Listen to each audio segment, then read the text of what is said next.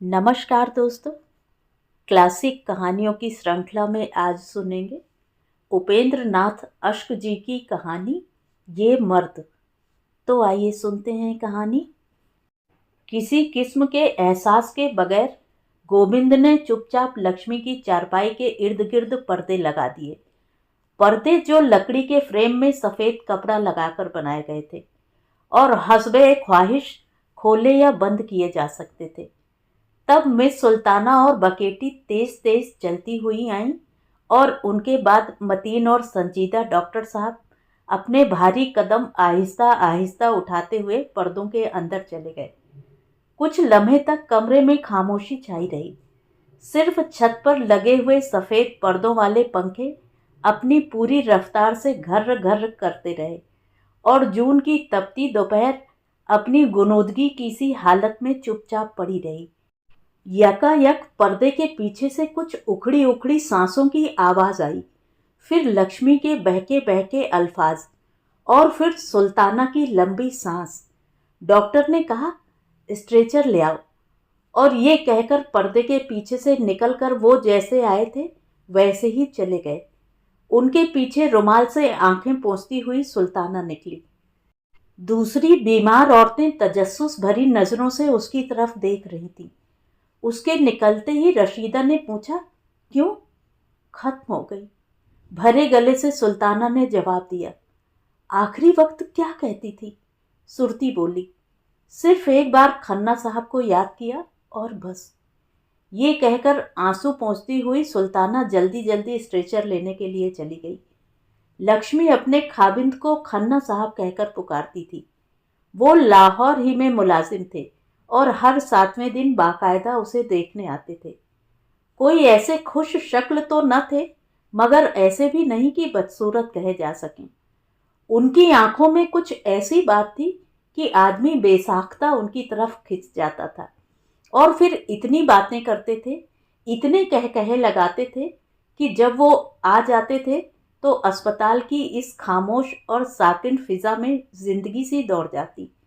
फकत लक्ष्मी ही उनके आने का इंतजार करती हो, ये बात नहीं। इस खुले और कुशादा कमरे में लोहे की सख्त बेदर्द चारपाइयों पर लेटी हुई बुखार, हरारत, दवा, परहेज की बातें सुन सुनकर आजिज आई हुई दूसरी औरतें भी उनके आने की राह देखा करती थीं। वो बातें चाहे अपने रिश्तेदारों से करती हों, लेकिन कान उनके उधर ही लगे रहते थे। और लक्ष्मी, वो तो न जाने ये 7 दिन कैसे काटती थी। हंसती थी, दूसरों को हंसाती थी, लेकिन इन तमाम हंसी ठट्ठे में अपने खाबिंद का इंतजार जैसे उसके दिल के किसी नामालूम गोशे में छुपा रहता था। और कौन जानता है कि ये हंसी कह कहे अस्पताल में एक बार तूल होकर फिर गुरूब ही न होने वाले दिनों को काटने का महज बहाना न थे। ये बात भी नहीं, उसे अपने खाबिंद से इतनी मोहब्बत इस मोहलिक बीमारी के दिनों में हुई। उसी दिन जब शादी के बाद 1 महीना गुजार कर वो अपने मैके वापस आई थी, तो उसकी सहेलियों ने जान लिया था कि बस्ती की आज़ाद फिजा में दिन रात खेलने वाली, गली मोहल्लों को अपने कहकहों में गुंजा देने वाली लक्ष्मी अब मोहब्बत की जंजीरों में जकड़ी गई है। जब सहेलियां उसे चारों तरफ से घेर कर बैठ गई थीं, तो उसने फक्र से कहा था, उनकी बात पूछती हो, वो तो मुझे पल भर के लिए भी अपनी आंखों से ओझल नहीं होने देते। कितनी कितनी देर मेरी तरफ देखते रहते हैं और कहते हैं। फर्द-ए हया से उसने अपना चेहरा दोनों हाथों में छुपा लिया था और फिर सहेलियों के इसरार पर उसने गुलाब बन बन कर कहा था, कहते हैं तुम तो स्वर्ग की देवी हो, मैं तुम्हारी पूजा करता हूँ। सत्या की रश्क भरी आंखों ने तब देखा था कि उसकी ये बात अपने खाविंद से हर हिंदू औरत को जो मोहब्बत होती है उसकी ही मजहर नहीं, बल्कि इस हकीकत पर बनी थी जिसकी तायीद उसका रोमा रोमा कर रहा था। तब अपने खाविंद की बेइल्तफाती का ध्यान आ जाने पर एक सर्द आह उसकी दिल की गहराइयों से निकल गई। सावित्री ने अपने हसद का इजहार एक दूसरे ही तरीके से किया। खिसियानी सी हंसी हंसते हुए बोली, हाँ बहन, उन्हें मोहब्बत क्यों न होगी। एक बार हाथ से गंवाकर ही आदमी किसी चीज की कदर करना सीखता है। इस फिक्रे में जो तंज पिनहा था, उसकी तरफ ध्यान दिए बगैर सादा लौह लक्ष्मी ने मसर्रत की रौ में सहेलियों को अपनी इस महीने की इज्जतबाजी जिंदगी की 20 कहानियां सुना डाली थी। किस तरह उसके शौहर उस पर जान छिड़कते हैं, उसे आंखों से ओझल करना पसंद नहीं करते, दफ्तर में न जाने कैसे वक्त गुजारते हैं। पहली बीबी, वो कहते हैं, वो तो गंवार और बेवकूफ थी। तुम्हें पाकर तो मैंने जिंदगी की मसर्रतें पाली हैं। तारा ने तब हंसते हुए कहा, सास को ये सब कुछ कैसे भाता होगा? उनके दिल की मैं क्या जानूं, लक्ष्मी ने मसर्रत भरे लहजे में जवाब दिया। लेकिन मीठी तो वो ऐसी हैं जैसे मिश्री, बोलती हैं तो रस घोल देती हैं। मेरी तो आदत तुम जानती हो, सोते सोते दिन निकल आता है। मगर उन्होंने इसका कभी बुरा नहीं माना। वो खुद 4 बजे अलसुबह उठकर नहा धोकर पूजा पाठ कर घर का सब काम खत्म कर देती हैं। मैं कुछ करने की कोशिश भी करूं तो कहती हैं, तुम्हें ही तो करना है बहू, मैं कब तक बैठी रहूंगी। और उस दिन बस्ती में लक्ष्मी की रहमदिल और फर्ज शनास सास और मोहब्बत करने वाले हंसमुख खाबिंद की कहानी घर घर फैल गई थी। और शादीशुदा लड़कियों ने दुआ की कि उनके खाविंद और सासें भी ऐसी ही बन जाएं। और कुंवारी लड़कियों ने दिल ही दिल में कहा, भगवान हमें भी ऐसा ही घर वर देना। रबड़ के पहियों वाला स्ट्रेचर चुपचाप मशरिकी दरवाजे से दाखिल हुआ। गोविंद उसे धकेल रहा था और मिस सुल्ताना खामोशी से उसके साथ चली आ रही थी। उसका हमेशा हंसने वाला चेहरा उतरा हुआ था, जैसे उसी के किसी करीबी रिश्तेदार की मौत हो गई हो। मौतें अस्पताल में हमेशा ही हुआ करती हैं और अस्पताल के मुलाजिम इस दर्जा उनके खुगर हो जाते हैं कि वो अपने सब काम किसी किस्म के एहसास के बगैर किए जाते हैं। लेकिन लक्ष्मी से सुल्ताना को मोहब्बत सी हो गई थी। सुल्ताना पर ही क्या मौकूफ, सबको उनसे उन्स हो गया था। उसने अपनी इज्जतबाजी जिंदगी के कितने ही वाकयात एक अजीब सादगी से बयान किए थे। अपनी सास के मुताल्लिक उसके दिल में जो बुलंद ख्यालात थे, उन्हें हवा होते देर नहीं लगी। वही जबान जो पहले रस की धारें बहाती थी, बाद में जहर भी उगलने लगी। खन्ना साहब तब मुलाजिम नहीं हुए थे, मगर घर की सियासियात में वो माहिर थे। अपना काम चालाकी से निकालना जानते थे।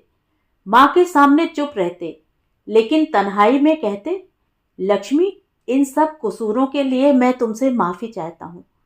और तब उसे सास की झिड़कियां, ताने कोसने, गालियां बिल्कुल भूल जाती और खाविंद से उसकी अकीदत कई गुना बढ़ जाती।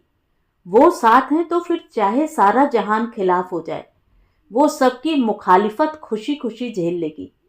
जी ना चाहते हुए भी सास को खुश करने के लिए उसने भगवती दुर्गा की पूजा सीखी और अपनी सहल अंगारी को छोड़कर मेहनत से काम करने की आदत भी डाली।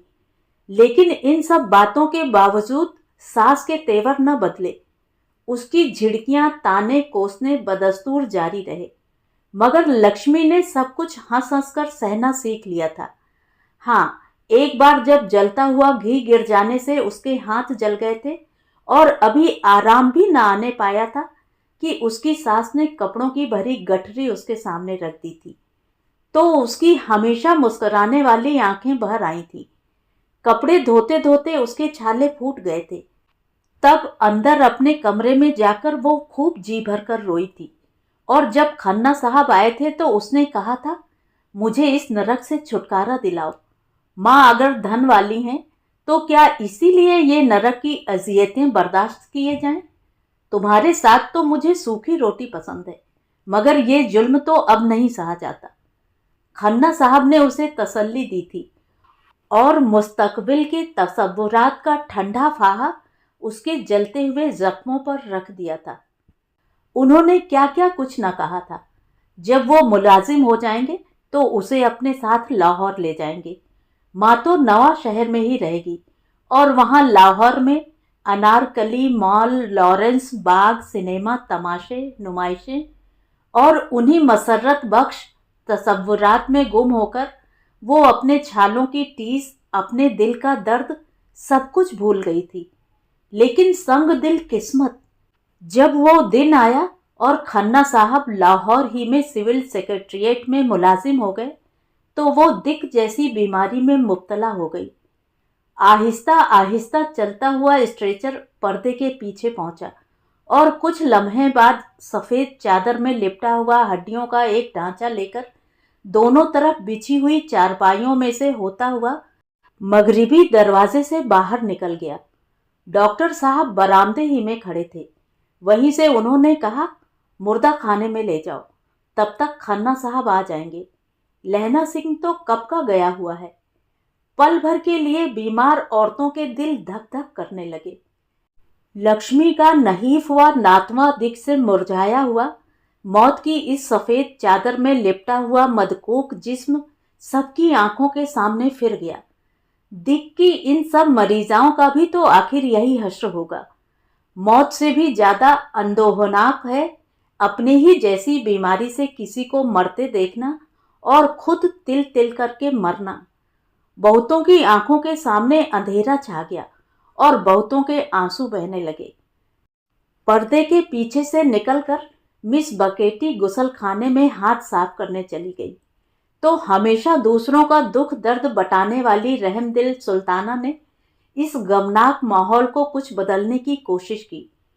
हमेशा यही होता था। हमेशा जब कोई मरीजा इस भयानक बीमारी के हाथों नजात पाती थी और कमरे में मौत की उदास खामोशी छा जाती थी, तो मिस सुल्ताना अपने मीठे तसल्ली आमेज लहजे में अपनी दिलचस्प बातों, अपने हैरत अंगेज किस्सों से उस मौत की खामोशी को दूर करने की कोशिश किया करती थी।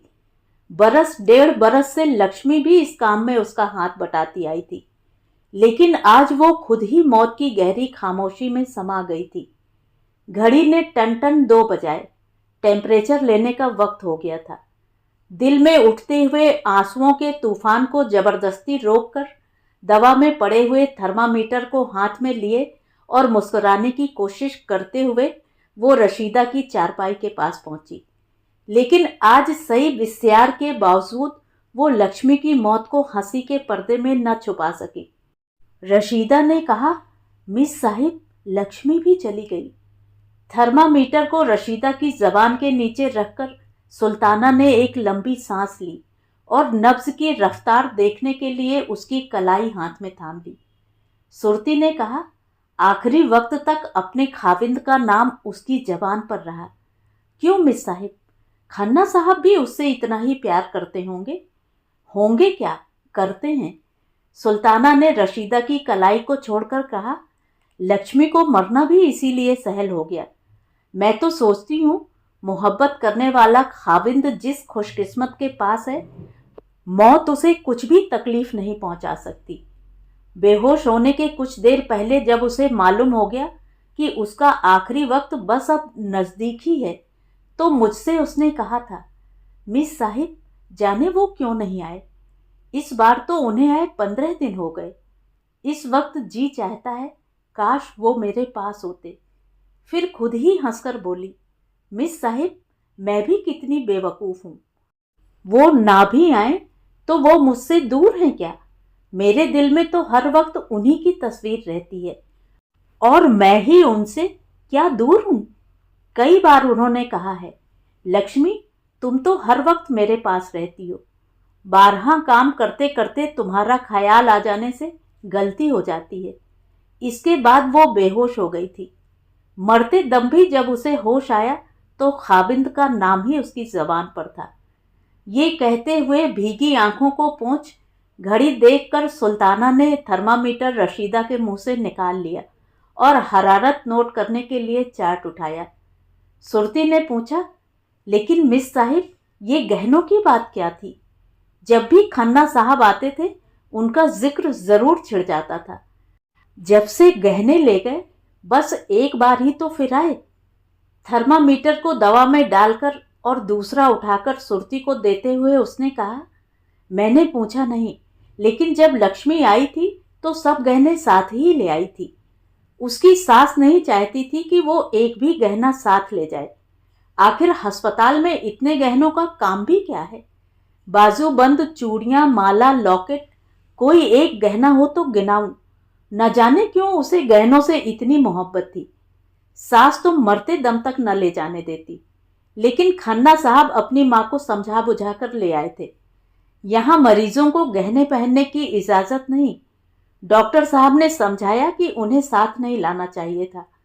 अब भी बेहतर है कि उन्हें खन्ना साहब के हवाले कर दो, लेकिन वो गहने अपने पास ही रखना चाहती थी। आखिर डॉक्टर साहब ने गहने एक लोहे के संदूकचे में बंद करके चाबी उसे दे दी और संदूकचे को अस्पताल के सेफ में रख दिया।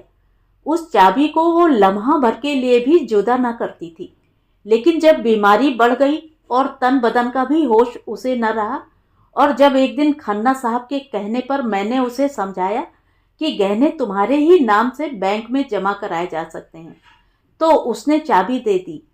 यही एक बात लक्ष्मी में मुझे अजीब नजर आई, लेकिन शायद उन्हीं के जरिए वो अपने आप को जिंदा समझती थी। उसी रात उसने मुझे पास बुलाकर कहा था, मिस साहिब, अब मैं बहुत देर तक जिंदा नहीं रहूंगी।